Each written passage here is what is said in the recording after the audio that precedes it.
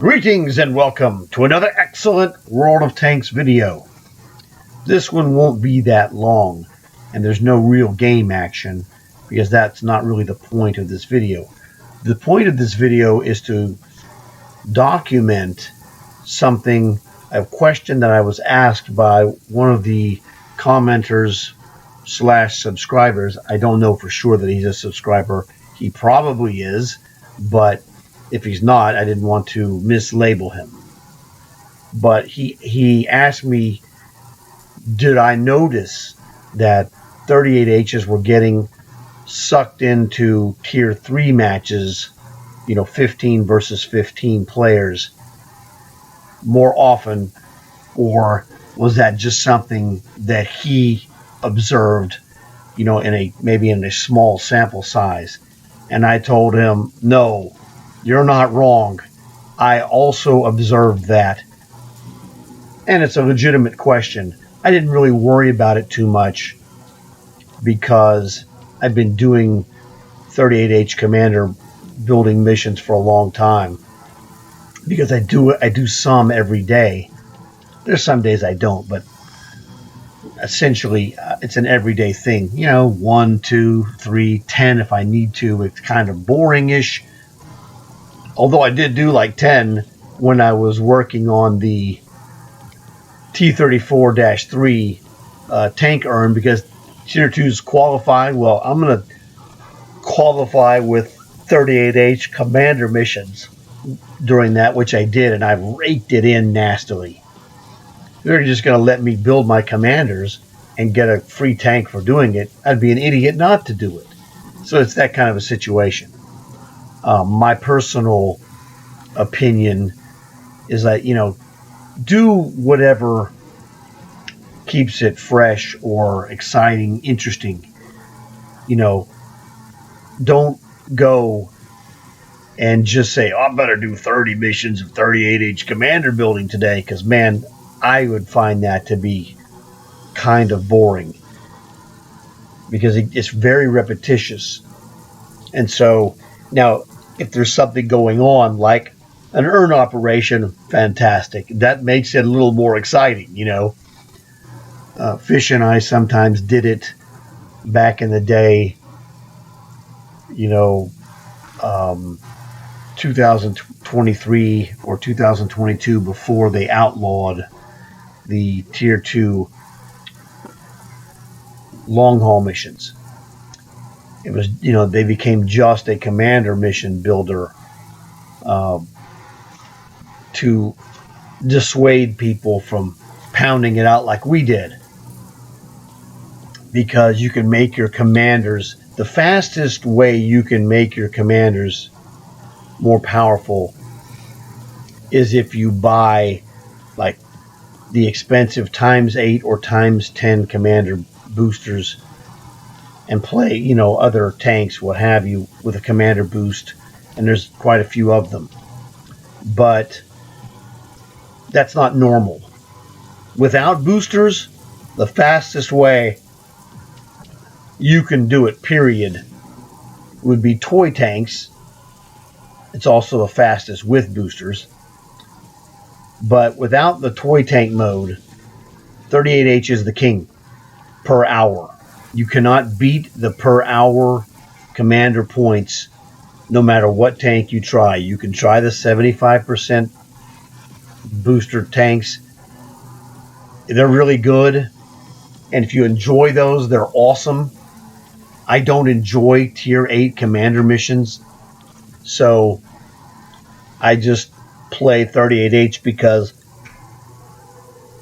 my scoring rate is ridiculous. And I made a video earlier today of a 38H commander mission where I got MVP, luckily, in a tier 3 match. And that match is actually on the board that I'm going to show you. But the 38H is the king per hour. You can't beat the per hour rate, because you can get anywhere from 8 to 12 matches an hour in the 38H, depending on the luck. If you have all 7, 7 versus 7, some of those matches can end in as quickly as 3 minutes. Sometimes it's 4 minutes. Average is closer to 5. But again, you catch a break, and if you get guys on your team, or if you play in a platoon, you get 7-on-7. Say a 38H with a T1E6X or a PlayStation, you guys can just rake it in nastily, because you can finish a match literally in 3 minutes. And if you're in a 38H doing a 3 minute match because your partner has an E6, you're just a monster team. You'll do 12 matches in an hour, no problems. Now, what was observed and what I'm going to show you is that the 15 versus 15 match in a 38H is getting to be more and more common, because I know these guys are jacking with the matchmaking to make this happen. They're not exactly thrilled that people are using a 38H to build commanders, because they want you to suffer. And this is the common theme about everything this company does. They want the player to suffer to the point where he will pay to not suffer. And this is hilarious, because this was in the South Park episode, Freemium is Not Free. And one of the classic lines of that episode was the characters of Terrence and Phillip, they were the face for advertising of their game that they had, this Canadian freemium game company, and their game was this Build Canada stuff, and they had their money was called Canado. So it was hilarious. But Terrence and Phillip were perturbed that the game was really insulting to the player, kind of like this game, or kind of like every freemium game. It's like, look, can't the game be fun? And the guy was like, no, the game has to be just barely fun. Otherwise, no one will pay to make it slightly more fun. I'm like, nailed it. It's a charade. It's what they called it. And that was the Canadian pronunciation of, the word that we'd say in America as charade. And they show they have this curtain that they draw to the side, and it shows how the game operates on an RPG loop. And it's freaking funny. If you have not seen the South Park episode, Freemium is Not Free is the name of it. It's hilarious. My son died laughing when I showed it to him. And I said, this is one of the best episodes ever. He's like, oh yeah, dude, this thing is fantastic. So let me show you the board. Let's go to the recent games board.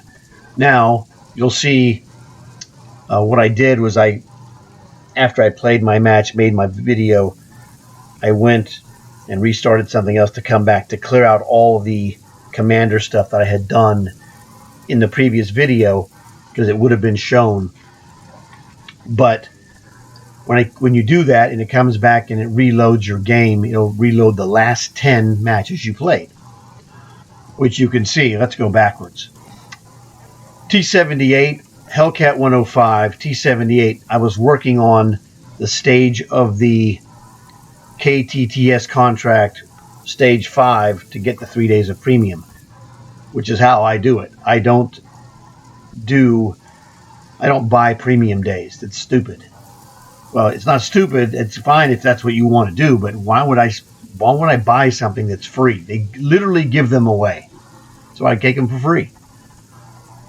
So anyway, and that's what these T78 and Hellcat 105s are tier 6 sniper tanks. T78. Now we get to the meat of the question. Have you noticed that there's more tier 3 matches for 38H?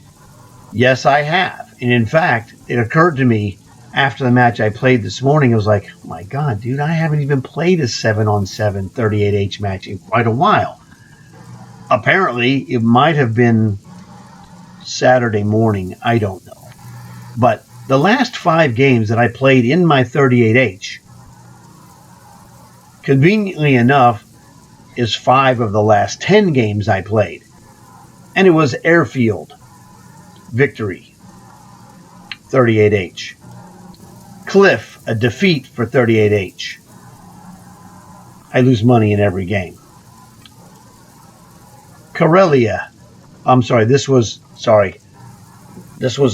the first game I played today, was a Martyr 30, not the first game, second game actually. It accidentally switched over somehow in my thing. I played 38T, which I play all the time, so I lost only a little bit of money because this is a high scoring tank for myself. So it's 4 of the 10, my mistake. But they were all German. Okay, so anyway. 38H, victory in the mines. This is a 15 on 15, not a 7 on 7. I'll show it to you. And the Lakeville game, which you probably have already seen on my games list. It's the most recent video that I made right before I'm making this video. So here's the Lakeville. We won that. I killed 3 guys, got 1,170 damage, 27,000 plus experience. That was with a ×4 booster. The mines, same story. Victory. I killed 1 guy, 500 damage. ×4 booster, 16,000 points. Sometimes in a tier 3, you get bad games of 500 damage. That's a bad game for me.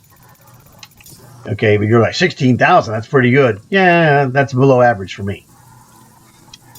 Here we go. Defeating the Cliff. Another one. Killed 2 guys, 500 damage, but we lost. You're going to get half of that 16,000 with the ×4 booster. So I got about half of that, which is 7,500. Okay, a little bit less than half, but ballpark. You can see that it's real close. Here we go. Airfield victory. Another 3 kills, almost 1,000 damage. If you get 1,000 damage ballpark, you're going to be in the neighborhood of high 20,000s, maybe even 30,000, depending on which guys you're killing, the bonus points, etc. So another ×4 booster. So I had 4 38H matches with ×4 boosters. All of them were 15 on 15. So it's very bogus. Now, Airfield, that's there is no 7 on 7 on Airfield. I'm not going to show you that one. Cliff, same story. There is no 7 on 7. Mines, well, I could be making a mistake in telling you that it's 15 on 15, except that I played that game, and I know that's not a mistake, but you don't know that. But I can prove it to you by doing this. Scoreboard, 15 on 15. So I don't go around telling people lies. Now, I might make a mistake sometime. This is the secret. Guys who tell the truth all the time don't have to remember what lie they told to people because they don't tell lies. It's just that simple. Just on the fact that you don't have to remember lots of weird stuff, that's why it's the best way is to be truthful, because that way you might make a mistake, but you're not lying. There's a difference. So these are all 4. 15 versus 15. Some robots, some not. The Mines match also had more tier 3s than the other matches. The Lakeville match there was like 2 tier 3s, which was really good for 38H. Now, here's the dealio. The 38H is a butt kicker. We're looking at this dude. Now, one of the things, I talked to Bernie about this, and he pretty much agreed with me. It just came up in discussion. And one of the things that makes the 38H devastating, its armor is terrific, its speed is slower than dirt. Up the hill, you're looking at 10 kilometers per hour as a general speed, sometimes 8, sometimes 11. It just depends on the angle. But the thing about 38H is that its armor is tougher than any other tier 2, except maybe the Panzer 2J at one time was tougher. but it's right up there. And what I came up with this concept was it's a tier 2, right? And the T2 Light is a tier 2, but its armor is trash. Now, it's really fast and it's really good because it's super maneuverable.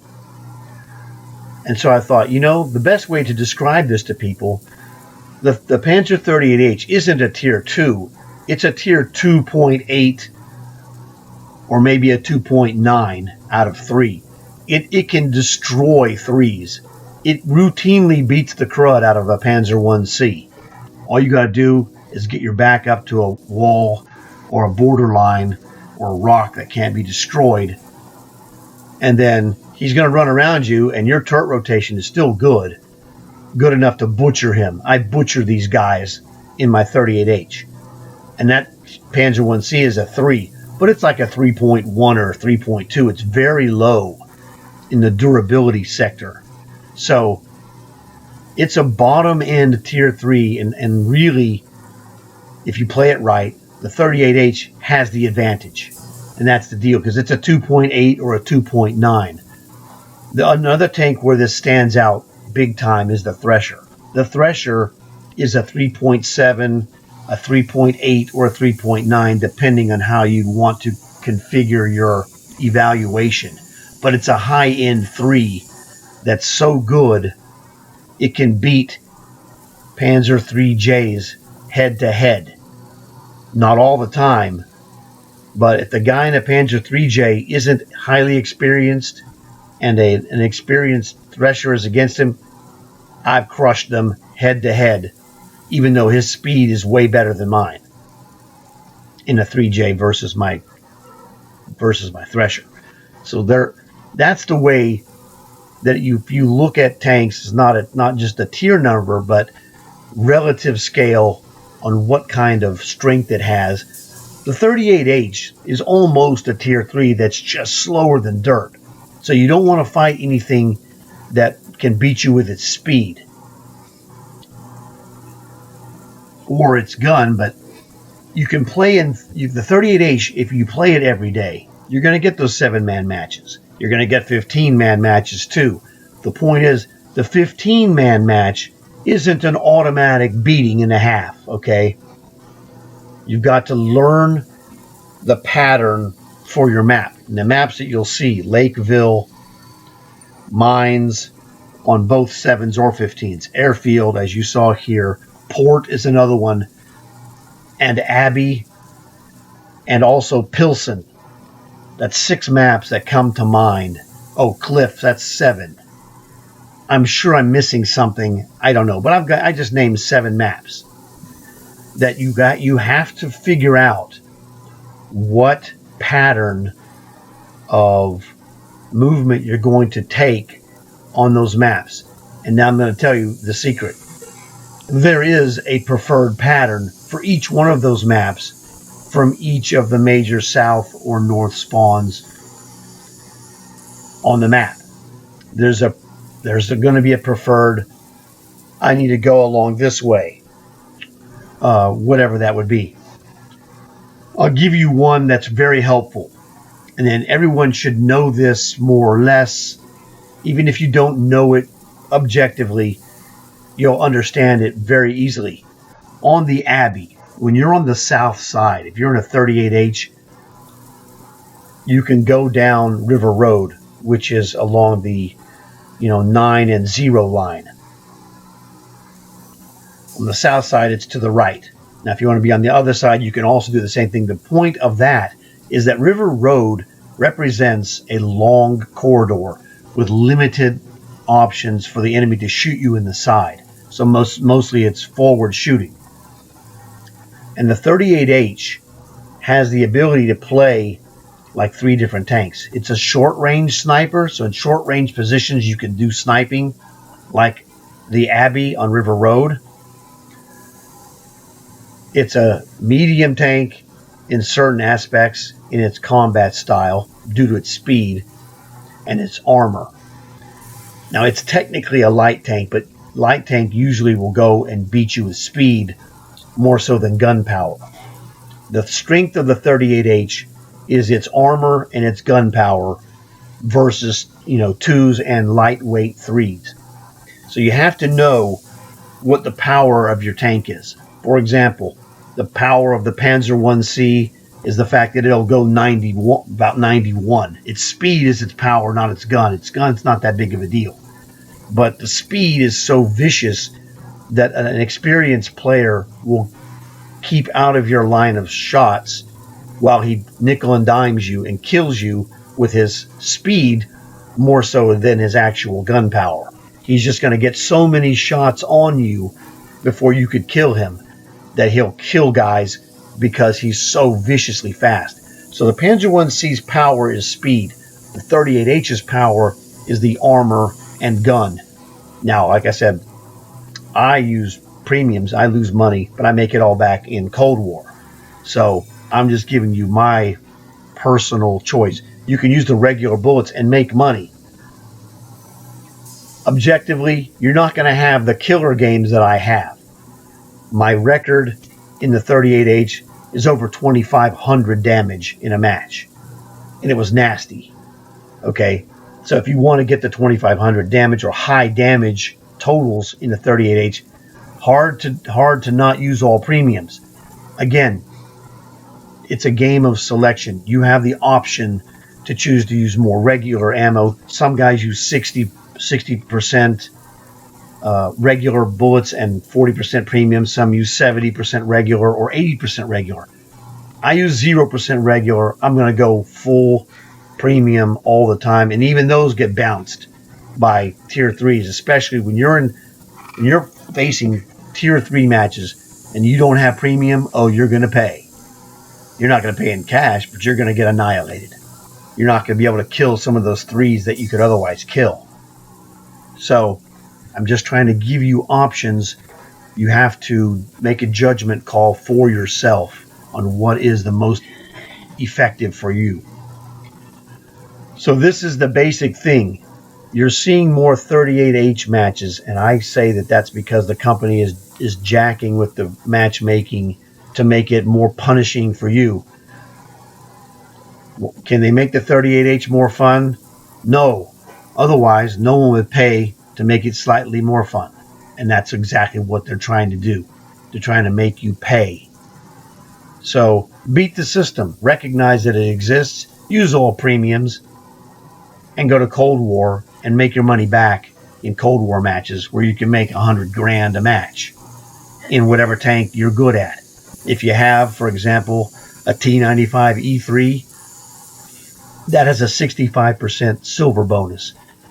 You go play 2-3 matches, boom, you're good. If you got a Bandit, same story. 65% silver bonus, you can make a ton of money in the Bandit. It was a free tank.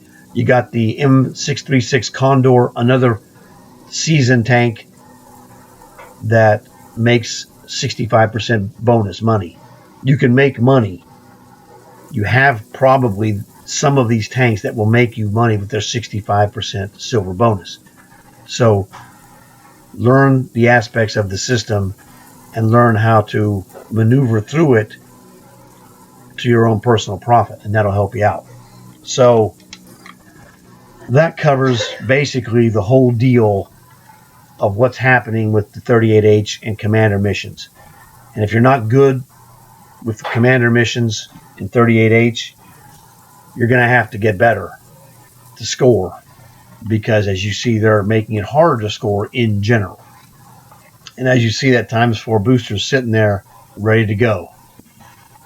So it's kind of crazy, but this is the 38H